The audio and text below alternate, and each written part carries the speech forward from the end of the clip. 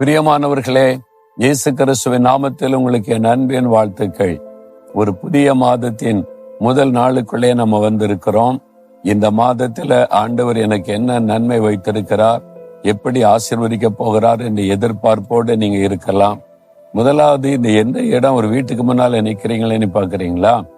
London மாநகரில் இருக்கிற ஒரு வீட்டுக்கு முன்னால் நின்று பேசுகிறேன். நாங்க இங்க ஊழியத்துக்கு வந்த போது இந்த வீட்டுல தான் தங்கி இருந்தோம். நம்முடைய அப்பாதுரை பிரதருடைய மகள் ஷீலு அவருடைய குடும்பத்தார் வசிக்கிற வீடு தான் இது. இங்கதான் நாங்கள் தங்கியிருந்து கர்த்தருடைய ஊழியத்தை நிறைவேற்றினோம். இந்த தேசத்துல பாருங்க, இந்த மாதிரி மாடி வீடு இருக்கிறது. இங்க ரொம்ப ஆச்சரியம் என்னன்னா, இந்த வீட்டுக்குள்ள ஃபேன் கிடையாது, ஏசி கிடையாது. இங்க உள்ள எந்த வீட்லயுமே ஏசியும் கிடையாது, ஃபேனும் கிடையாது.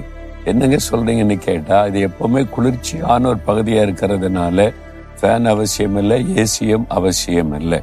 சில சமயத்துல வெயில் ரொம்ப கொடூரமா இருந்தா அது சில நாட்கள் தான் இருக்கும். அந்த சமயத்துல கொஞ்சம் வெக்கை அதிகமாய் தெரியும். மற்றபடி வீடு எப்பவுமே ஏசி பண்ண மாதிரி குளுகுளினே தான் இருக்கும். தேசமே அப்படிதான் இருக்கும். நல்ல வெயில் இருந்தாலும் சில் வெதர் தான் இருக்கும்.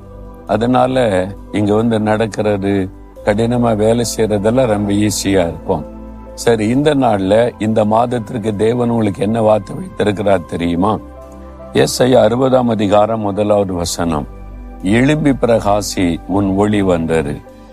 ஆண்டவர் உங்களை பார்த்து சொல்லார், என் மகனே மகளே, உன் ஒளி உனக்குள்ளே வந்து விட்டது, நீ எழும்பி பிரகாசிக்கணும். இயேசுதான் வெளிச்சம். இயேசு இந்த உலகத்தில் ஒளி செய்த போது, நான் உலகத்திற்கு வெளிச்சமாய் இருக்கிறேன்னு சொன்னார். ஜனங்கள் குறித்து அவர் ஊழி செய்த நாட்களிலே சொல்லப்படுகிறது, இருளில் இருக்கிற ஜனங்கள் பெரிய வெளிச்சத்தை இயேசுவிலே கண்டார்கள். அதனால சாத்தானாகிய இருளின் வல்லமையிலிருந்து மக்கள் விடுவிக்கப்பட்டார்கள் என்று வேதத்திலே பார்க்கிறோம். இன்றைக்கு வரைக்கும் நம்முடைய வாழ்க்கையில பிசாசாகிய இருள் பலவிதமான கிரியைகளை செய்கிறான். வீட்டுக்குள்ளே பிரச்சனை உண்டாக்குறான், வேலையில, ஊழி செய்யற இடத்துல, பிசினஸ் செய்யற இடத்துல. ஏனென்றால் அவன் இருளின் வல்லமை என்று அவனை குறித்து சொல்லப்பட்டிருக்கிறது.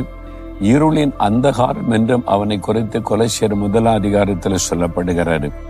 இருள் என்றாலே பிசாசை தான் குறிக்கும். அவன் தான் இருளில் இருந்து கிரியை செய்து பல தீமைகளை செய்கிறவன். மந்திரவாதம் பில்லி சொன்ன எப்படி செய்வான்னு பார்த்திருக்கேன். நடுராத்திரில இருட்டில் உட்கார்ந்து பண்ணிக்கிட்டு இருப்பாங்க. இருளின் ஆதிக்கம் அப்பதான் கிரியை செய்யும். இப்போ இருளுக்கு ஆப்போசிட்டா இருக்கிறது வெளிச்சம். வெளிச்சம் வந்துட்டா இருள் தானாய் விலகித்தான் ஆக வேண்டும். இயேசுவாகிய வெளிச்சம் உடைய வாழ்க்கையில வந்த உடனே சாத்தானாகிய இருள் விலகி விடுகிறது. அது மாத்திரம் ஆண்டு சொல்றாரு, நீங்க எழும்பி பிரகாசிக்கணும். நான் வெளிச்சமாகி இயேசு உனக்குள்ள வந்துட்டேன், இனி நீ வெளிச்சத்தின் பிள்ளையா இருக்கணும், நீ இருக்கிற இடத்துல நீ பிரகாசிக்கணும்னு ஆண்டவர் சொல்லுகிறார். இப்போ ஒரு இருட்டு வந்துட்டு வீட்டுக்குள்ள இருளா இருக்குது, வெளியே போயிட்டு வர்றீங்க. அந்த இருட்டை விரட்ட என்ன பண்ணுவீங்க? சுவிட்சை போட்டு லைட் வந்த உடனே இருள் தன்னால விளைகிறோம். அப்படிதானே? வெளிச்சம் வந்துட்டா இருள் தானாய் விளைகிறோம். நீங்க இருக்கிற இடத்துல பிசாசாகிய இருள் பல கிரியைகளை செய்தாலும் நீங்க வெளிச்சமா பிரகாசிக்க ஆரம்பிச்சுட்டா சூழ்நிலையே மாறும், அது வெளிச்சமாக மாறும். அந்த இருளின் அந்தகார வல்லமை சாத்தானுடைய கிரியை முடக்கப்படும்.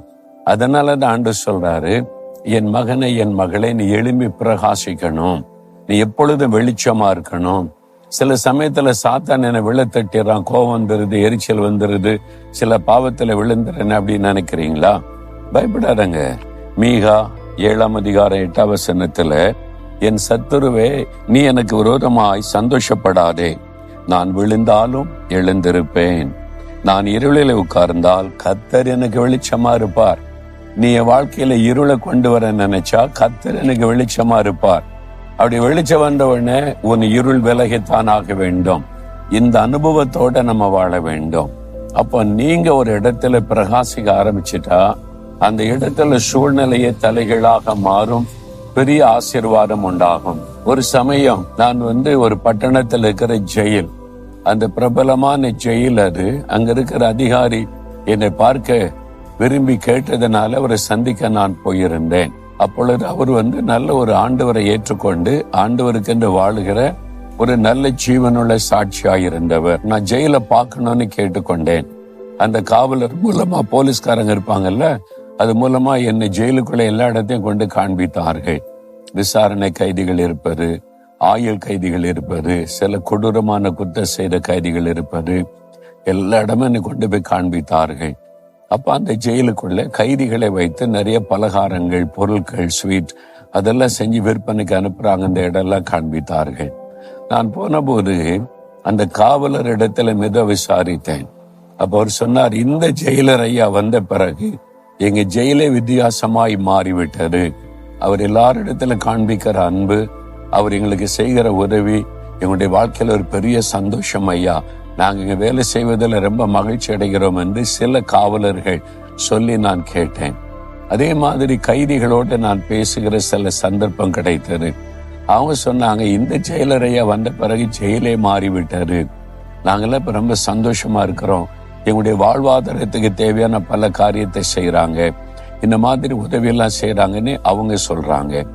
இந்த மாதிரி நான் பல தரப்பட்ட மக்களை ஜெயிலுக்குள்ள விசாரித்த போது அவரை குறித்து சாட்சியாய் சொல்லி அவங்க வந்த பிறகு ஜெயிலே மாறிவிட்டதுன்னு சொன்னார்கள்.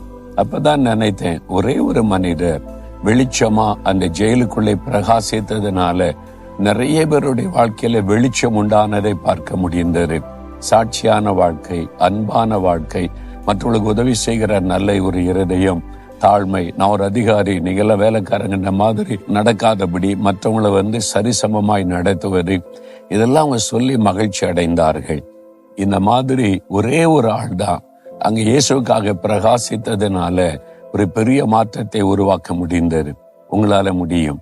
நீ வேலை செய்யற இடத்துல, வசிக்கிற இடத்துல, உங்க கிராமத்துல, நீங்க இருக்கிற இடத்துல பிரகாசிக்கணும்.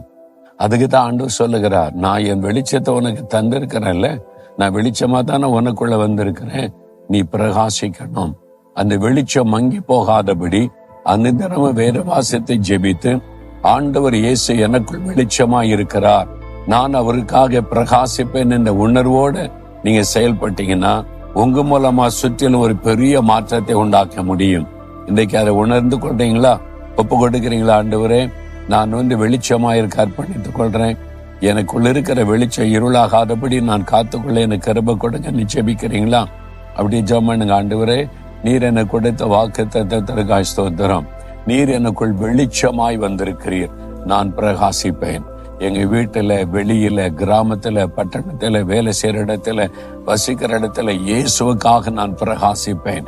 இருளை விரட்டுகிற வெளிச்சமா நான் இருப்பேன். சாத்தானுடைய இருளை மடங்கடிக்கிற வெளிச்சமாய் இருக்க அர்ப்பணித்துக் கொடுக்கிறேன். என்னை சுற்றிலும் வெளிச்சம் பிரகாசிக்கட்டும். நான் எப்பொழுதும் பிரகாசிக்க முடிக்க என்னை ஆசீர்வதியும். இயேசுவின் நாமத்தில் ஜெபிக்கிறேன். ஆமேன், ஆமேன்.